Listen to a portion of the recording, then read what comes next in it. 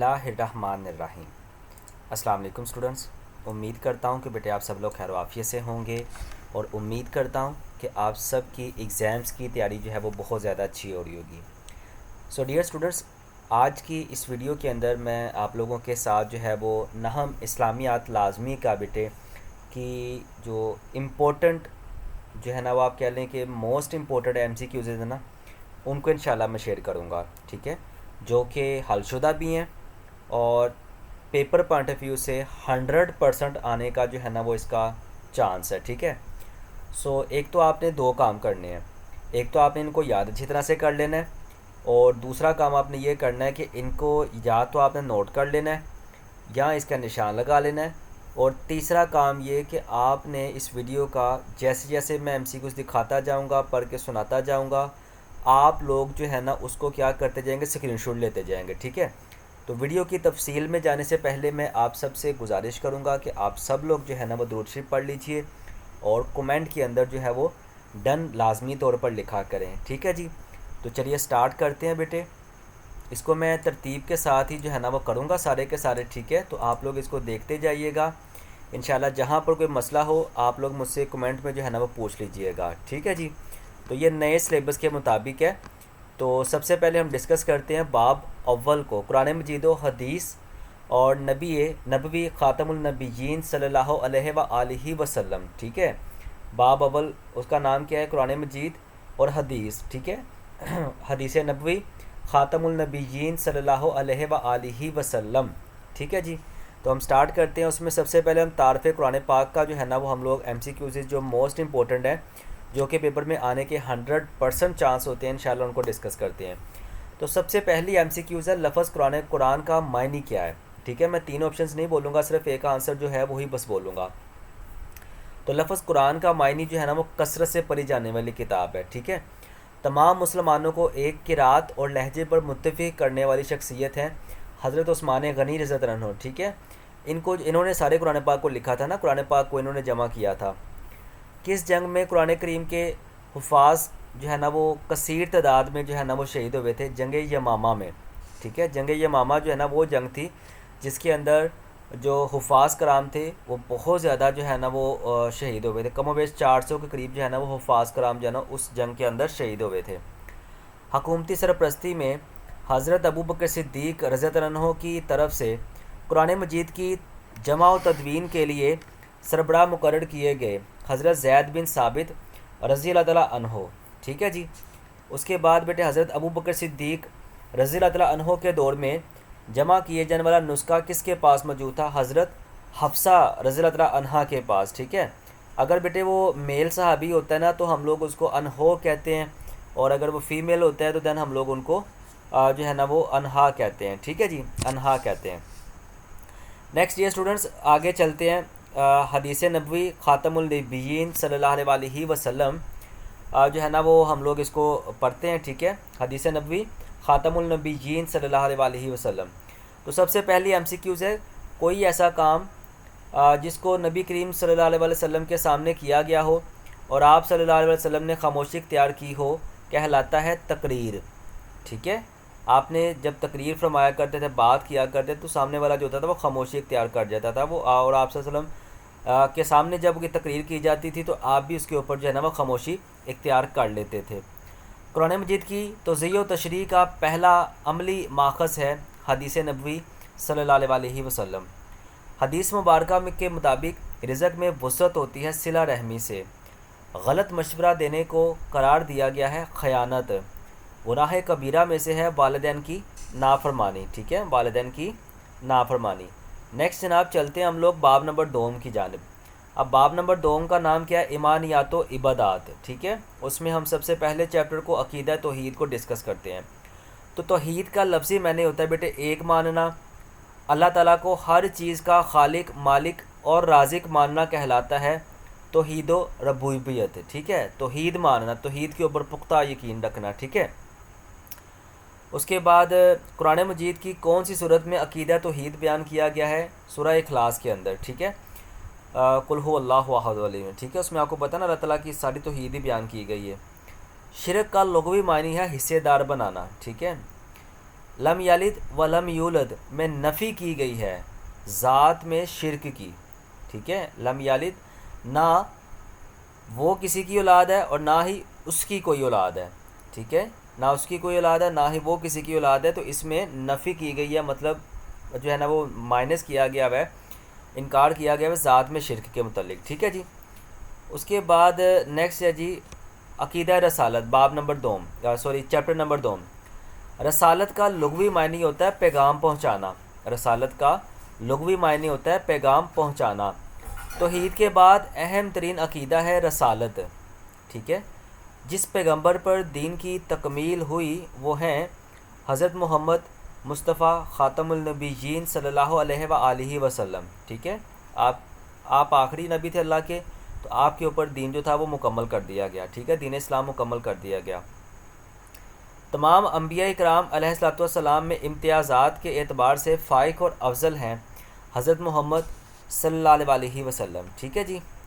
اس کے بعد نیکسٹ ہے جی آپ کے پاس یہ ایک ایم سی کیوز ہے جی، ٹھیک ہے جی۔ اس کے بعد نیکسٹ ہے جی ایم سی کیوز آپ کی بنتی ہے جی کون سی، رسول اللہ خاتم النبیین صلی اللہ علیہ وسلم کی وہ خصوصیت جو صرف آپ ہی کی انفرادیت ہے، آخری نبی ہونا، ٹھیک ہے۔ اس سے پہلے صاحب کتاب کافی انبیاء کرام تھے، ٹھیک ہے، حضرت عیسیٰ تھے، حضرت موسیٰ تھے، حضرت داؤد تھے، ٹھیک ہے، ان سب کے اوپر الہامی کتابیں نازل ہوئیں۔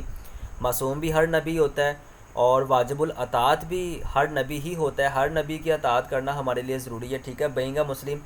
لیکن آپ رسول اللہ صلی اللہ علیہ وسلم کی جو منفرد خصوصیت تھی وہ یہ تھی کہ آپ رسول اللہ صلی اللہ علیہ وسلم ان چاروں آپشن میں سے خاتم النبیین تھے، آپ آخری نبی تھے، ٹھیک ہے۔ اس کے بعد بیٹے نیکسٹ چلتے ہیں ہم لوگ ملائکہ، آسمانی کتابیں اور آخرت پر ایمان، ٹھیک ہے۔ تو سب سے پہلے ملک کا معنی ہوتا ہے فرشتہ، ٹھیک ہے، یہ آپ نے ایبریویشن اس کا یہ عراب بھی یاد رکھنے ہیں، ٹھیک ہے، یہ بھی ایف سی کو آ سکتی ہے کہ مالک کے جو ہے نا وہ صحیح عراب کون سے ہیں۔ اللہ تعالیٰ کے حکم سے فرشتوں نے سجدہ کیا حضرت آدم علیہ الصلوۃ والسلام کو۔ فرشتوں کے ہر وقت انسانی اعمال کو لکھنے سے انسان کے اندر جذبہ پیدا ہوتا ہے احساس ذمہ داری کا۔ تمام آسمانی کتابوں کے احکام منسوخ کرنے والی کتاب قرآن پاک تھی، ٹھیک ہے۔ آخرت سے مراد ہے کہ موت کے بعد والی زندگی، ٹھیک ہے، آخرت کا مطلب ختم نہیں ہونا، اخیر نہیں ہونا، بلکہ موت کے بعد جو زندگی سٹارٹ ہوگی جس میں کبھی موت واقعہ نہیں آئے گی۔ اگر وہ جو جنت میں جائے گا جو جنت میں رہے گا، جو دوزخ میں جائے گا وہ دوزخ میں ہی رہے گا۔ تو آخرت سے مراد ہوتا ہے موت کے بعد کی زندگی، ٹھیک ہے جی۔ اس کے بعد جناب نیکسٹ ہم ڈسکس کرتے ہیں عبادات، اور اس میں سب سے پہلے ہم ڈسکس کرتے ہیں نماز کو۔ نماز کو قرار دیا گیا ہے جنت کی کنجی، ٹھیک ہے، جنت کی چابی کہا گیا ہے۔ 5 نمازیں گناہوں کا ایسے خاتمہ کرتی ہیں جیسے پانی میل کا۔ با جماعت نماز ادا کرنا تنہا نماز ادا کرنے سے افضل ہے، 27 درجے افضل ہے، ٹھیک ہے۔ آپ گھر میں نماز پڑھتے ہیں اور آپ مسجد میں با جماعت جا کے نماز ادا کرتے ہیں تو اس کا 27 درجے زیادہ ثواب ہے، ٹھیک ہے۔ عشاء اور فجر کی نماز با جماعت ادا کرنے کا ثواب ایک مکمل رات کی عبادت کے برابر ہے۔ اس کے بعد با جماعت نماز ادا کرنے سے انسان میں صفت پیدا ہوتی ہے نظم و ضبط کی، ٹھیک ہے جی۔ یہ نماز کے متعلق جو آپ کو ایم سی گزار سکتے ہیں یہ ساری وہ بتائی گئی ہیں۔ اس کے بعد روزہ، قرآن مجید کے مطابق روزے کا سب سے اہم مقصد تقوی کا حصول ہے، ٹھیک ہے، انسان کے اندر پرہیزگاری پیدا کرنا۔ وہ روزہ اللہ تعالیٰ کی بارگاہ میں قبول نہیں جس میں جھوٹ ہو، ٹھیک ہے، جس میں جھوٹ ہو اور فحش گوئی جو ہے نا وہ شامل ہو، ٹھیک ہے جی، بری بات شامل ہو۔ رمضان المبارک میں بھوکا پیاسا رہنے سے انسان کے اندر جذبات پیدا ہوتے ہیں ہمدردی کے۔ مقررہ وقت پر سحر و افطار کرنے سے انسان میں صفت پیدا ہوتی ہے نظم و ضبط کی۔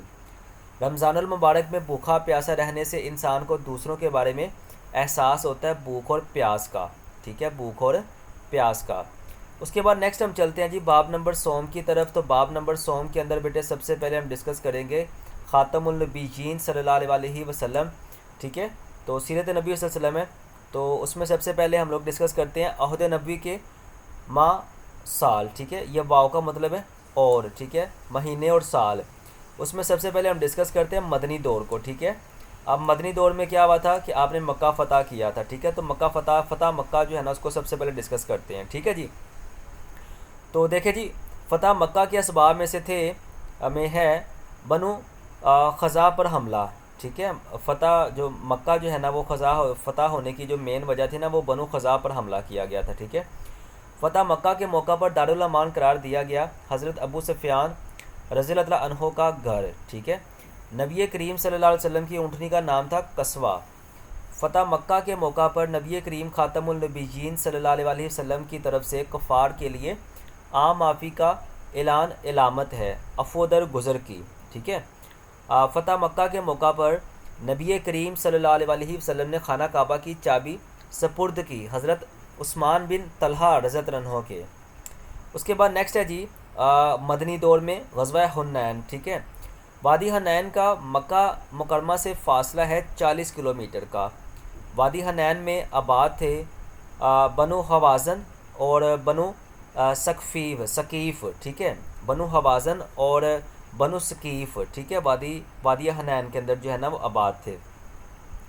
غزوہ حنین میں بکھرنے والوں کو آواز دے کر اکٹھا کرنے والے تھے حضرت عباس بن عبد المطلب رضی اللہ عنہ، ٹھیک ہے، یہ آپ کے چچا تھے۔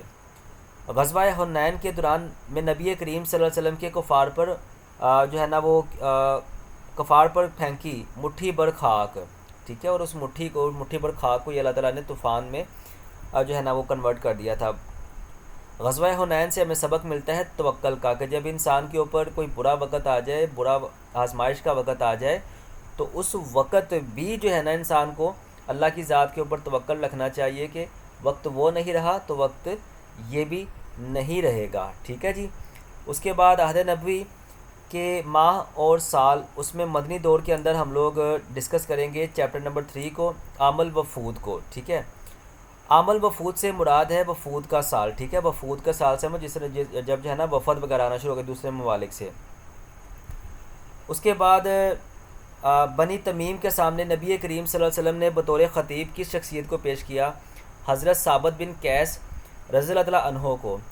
نبی مکرم شفیع معظم صلی اللہ علیہ وسلم کی خدمت میں حاضر ہونے والے وفود کو ٹھہرایا جاتا تھا مسجد نبوی کے اندر، ٹھیک ہے، مسجد نبوی کے اندر باقاعدہ طور پر آپ رسول اللہ علیہ وسلم کی بارگاہ میں جب ایک اہل کتاب کا قافلہ آیا تھا تو آپ رسول اللہ علیہ وسلم نے مسجد نبوی کے اندر ان کا ایک مخصوص حصہ رکھ دیا تھا جہاں پر وہ اپنی جو کتاب کے مطابق، اپنی روایات کے مطابق عبادت کر سکتے تھے۔ میں یہ بات کر رہا ہوں مسجد نبوی کی جہاں پر آج مدینہ ہے، ٹھیک ہے جی۔ وفد بنی تمیم کی قیادت کر رہا تھا اقرا بن حابس، ٹھیک ہے، اقرا بن حابس۔ وفد عبد القیس کے سردار اشج میں 2 نمایاں خصوصیات تھیں، حلم اور وقار، ٹھیک ہے، رحم دل تھا اور وقار تھا، ٹھیک ہے، حلم وقار تھا اس کے اندر۔ اسوہ رسول اکرم صلی اللہ علیہ وسلم اور ہماری عملی زندگی، اس میں سب سے پہلا چیپٹر ہے جی حضرت محمد صلی اللہ علیہ وسلم کا بچپن اور جوانی، ٹھیک ہے۔ نبی مکرم شفیع معظم صلی اللہ علیہ وسلم کی تاریخ پیدائش 22 اپریل 571 ہے، ٹھیک ہے، 22 اپریل 571۔ دادا جان عبد المطلب کے انتقال کے وقت نبی مکرم شفیع معظم خاتم النبیین صلی اللہ علیہ وسلم کی عمر مبارک تھی 8 سال، ٹھیک ہے۔ نبی مکرم شفیع معظم خاتم النبیین صلی اللہ علیہ وسلم کے بچپن میں عرب میں قحط پڑا تو نبی کریم صلی اللہ علیہ وسلم نے کیا کیا؟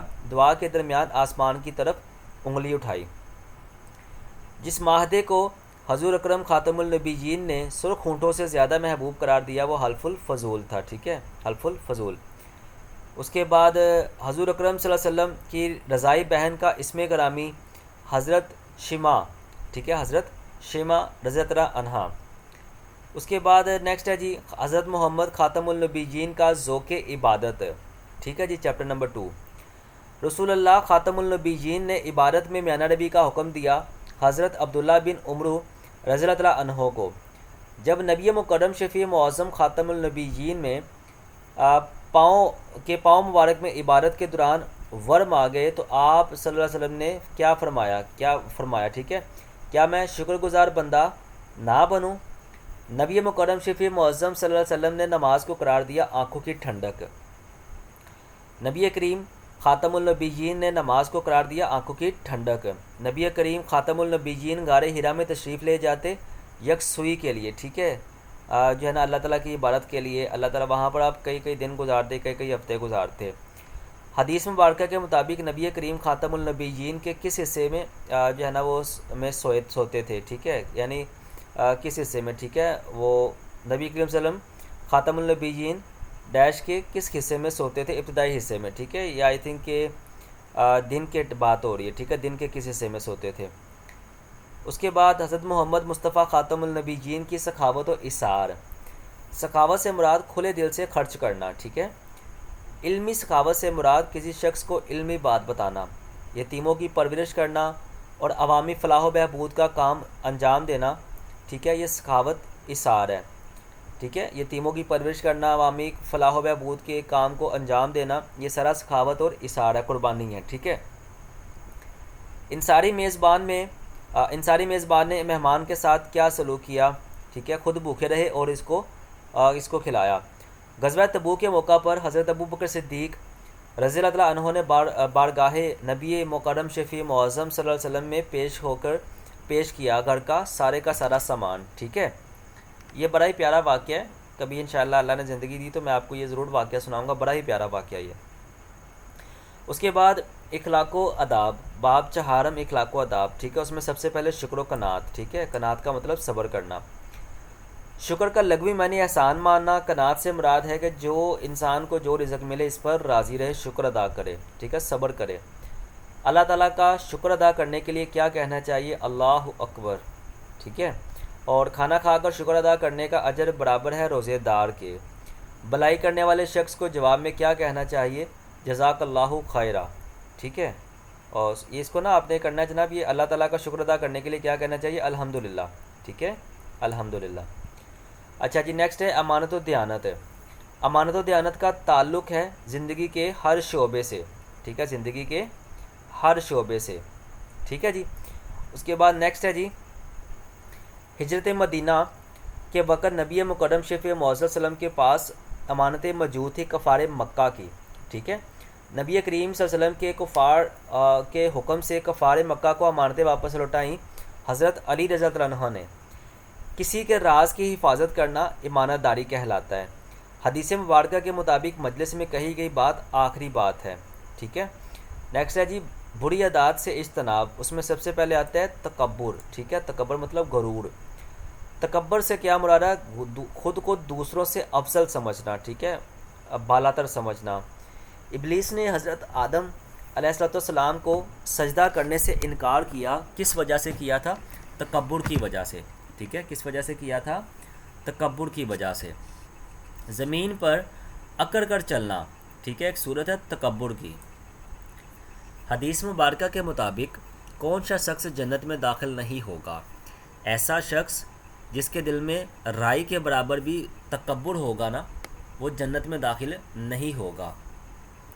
متکبر شخص محروم ہو جاتا ہے اطمینان قلب سے، ٹھیک ہے، اس کے دل کا سکون جو ہے نا وہ چھین لیا جاتا ہے۔ اس کے بعد نیکسٹ ہے جی حسد، ٹھیک ہے۔ ابلیس نے کس سے حسد کیا؟ حضرت آدم علیہ السلام سے، کہ میں جو ہے نا وہ آگ کا بنا اور یہ مٹی کا بنا، ٹھیک ہے، تو میں اس کو سجدہ کیوں کروں، کیسے کروں، ٹھیک ہے۔ جلتا تھا کیونکہ اللہ نے ان کو جو ہے نا وہ ہر طرح کے علم سے نوازا، ان کو فضیلت دی، فرشتوں پر بھی ان کو فضیلت دی، ٹھیک ہے، اور ان کو وہ کچھ سکھایا جو کہ شیطان کو بھی نہیں تھا پتہ، اس لیے وہ ان سے حسد کرتا تھا۔ حسد نیکیوں کو کھا جاتا ہے، آگ جیسے آگ لکڑی کو۔ کائنات میں سب سے پہلے قتل کی وجہ حسد تھی، ٹھیک ہے، جلتے تھے نا حبیل اور قبیل، ایک دوسرے سے لڑتے تھے۔ یہود مدینہ کس وجہ سے نبی مکرم شفیع معظم صلی اللہ علیہ وسلم پر ایمان لانے سے محروم رہے؟ حسد کی وجہ سے، ٹھیک ہے۔ حدیث مبارکہ کے مطابق جن دو لوگوں سے حسد کرنا جائز ہے وہ قاری اور سخی ہے، قاری اور سخی ہے، ٹھیک ہے جی۔ نیکسٹ ہے جی باب نمبر 5، ٹھیک ہے جی، حسن معاملات و معاشرت، ٹھیک ہے۔ اس میں سب سے پہلا چیپٹر ڈسکس کرتے ہیں قسم کے احکام و مسائل، ٹھیک ہے۔ تو سب سے پہلا ایم سی کیوز ہے، یمین کا معنی ہے قسم، ٹھیک ہے، یمین یعنی قسم کو آپ نے یہ بھی یاد رکھنا ہے کہ عربی میں کیا کہتے ہیں اور یمین کو اردو میں کیا کہتے ہیں؟ قسم۔ کس قسم پر جو ہے نا وہ کفارہ ہے؟ یمین منعقدہ پر، ٹھیک ہے۔ پختہ ارادے سے کھائی جانے والی قسم کے کفارے کی صورت ہے 10 مسکینوں کو کھانا کھلانا۔ قسم توڑنے پر روزے لازم ہے 3۔ کس قسم سے جو ہے نا وہ منع کیا گیا؟ آباء و اجداد کی، ٹھیک ہے، اپنے بڑوں کی۔ گواہی کے احکام و مسائل۔ گواہی کے لیے قرآن مجید میں استعمال ہونے والا لفظ شہادت ہے۔ گواہی دینے والا شخص کہلاتا ہے گواہ۔ کسی بھی معاملے پر گواہی دینے کے لیے مردوں کی تعداد ہونی چاہیے 2۔ آنکھوں دیکھا واقعہ بیان کرنا آئینی شہادت کہلاتا ہے۔ جب صرف ایک گواہ موجود ہو تو گواہی فرض ہے، ٹھیک ہے، گواہی فرض ہے۔ اس کے بعد حقوق العباد۔ حقوق العباد سے کیا مراد ہے؟ بندوں کے حقوق۔ قرآن مجید کے مطابق پڑوسیوں کی اقسام ہیں 3۔ جس شخص کا ہمسایہ بھوکا ہو اور وہ پیٹ بھر کر کھانا کھائے، اس میں نہیں ایمان۔ حضرت جبرائیل علیہ السلام نے کن کے حقوق کی بار بار تاکید فرمائی؟ ہمسایوں کے۔ قرآن مجید میں رشتہ داروں کے حقوق کے ساتھ تذکرہ ہے پڑوسیوں کے حقوق کا، ٹھیک ہے۔ اس کے بعد بیٹے باب نمبر 6 ہے ہدایت کے سرچشمے اور مشاہیر اسلام، ٹھیک ہے، یہ آخری چیپٹر ہے۔ اس میں سب سے پہلے ہم ڈسکس کرتے ہیں اہل بیت کے بارے میں، ٹھیک ہے جی۔ اس میں حضرت امام زین العابدین رحمۃ اللہ علیہ کے بارے میں ہم ڈسکس کرتے ہیں سب سے پہلے، ٹھیک ہے۔ تو زین العابدین کا معنی ہے عبادت گزاروں کی زینت۔ واقعہ کربلا کے وقت حضرت سیدنا زین العابدین رحمۃ اللہ علیہ کی عمر تھی 30 سال، ٹھیک ہے۔ حضرت امام زین العابدین رحمۃ اللہ علیہ کے چہرے کا رنگ متغیر ہو جاتا وضو کرتے وقت، ٹھیک ہے، بدل جاتا تھا۔ حضرت سیدنا زین العابدین رحمۃ اللہ علیہ کے مطابق صدقہ اللہ کے غضب کو ٹھنڈا کرتا ہے۔ امام زین العابدین رحمۃ اللہ علیہ سپرد خاک ہوئے مدینہ منورہ میں، ٹھیک ہے جی۔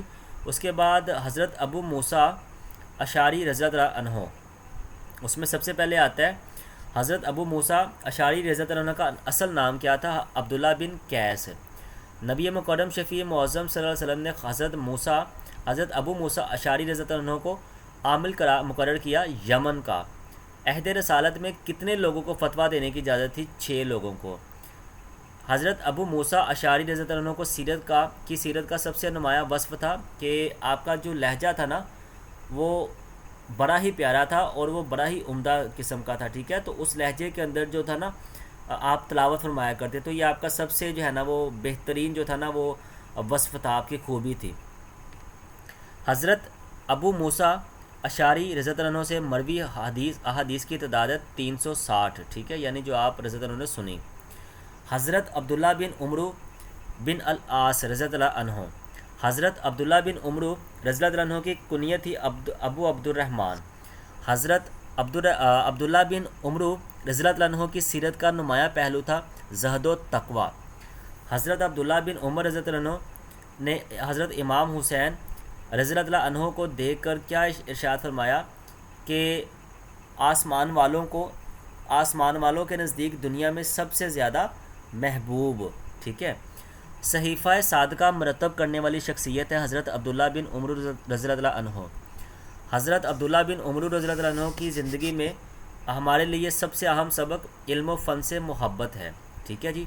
اس کے بعد نیکسٹ ہے جی حضرت عمر بن امیہ، ٹھیک ہے، عمر بن امیہ رضی اللہ عنہ۔ حضرت عمر بن امیہ رضی اللہ عنہ کی کنیت تھی ابو امیہ۔